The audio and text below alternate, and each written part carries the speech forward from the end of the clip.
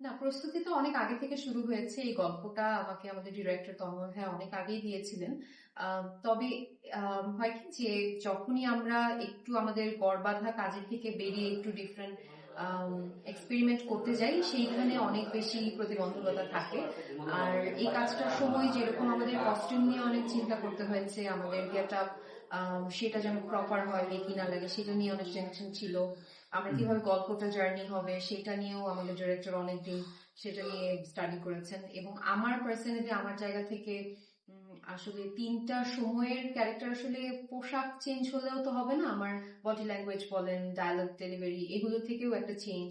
বা তিনটার সময় আসলে মানুষ কিন্তু ডিফারেন্ট। আমি যখন টিনেজার ছিলাম তখন আমি একভাবে কথা বলতাম, এখন আমি একভাবে হয়তো কথা বলি, বা আমার জীবন সম্পর্কে আমার আইডিয়া চেঞ্জ হয়েছে।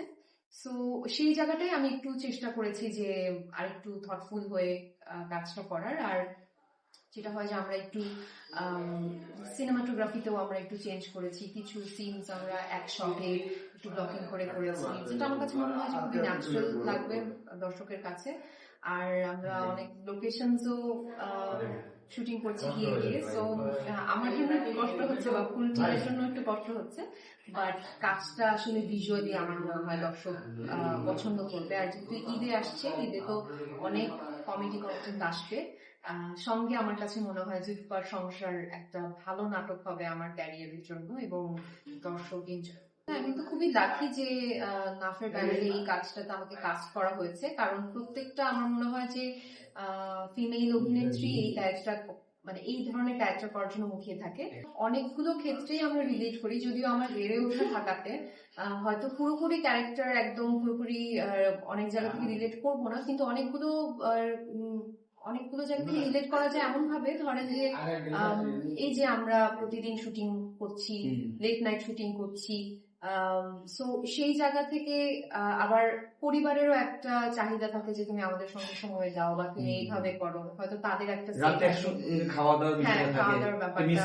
হ্যাঁ, সো সেই জায়গা থেকে তো অনেক সময় মনে হয় যে লাইফটা একটু যান্ত্রিক মনে হয় যখন অনেকগুলো টানা শুটিং একসঙ্গে পড়ে, বা ঈদের আগ মুহূর্তে যখন আমি দেখছি যে আমার ফ্রেন্ড সার্কেল সবাই খুবই excited about their Eid clothes, এটা পরবো, এটা কিনতে যাচ্ছি, শপিং এ যাচ্ছি, তখন ওইটা এনজয় করতে না পারা, কারণ 4 রাত পর্যন্ত শুটিং থাকে, তো ওভাবে করে তো শপিং এর। সো অনেকগুলো হয়তো এক্সপিরিয়েন্স আমরা সবাই ত্যাগ করি যারা অ্যাক্ট্রেস, বাট আবার অনেক সুবিধাও আছে, যেটা ভালোবাসছি যে কাজটা সেটা করতে পারছি। তো সবকিছুরই প্রোজ অ্যান্ড কনস থাকে।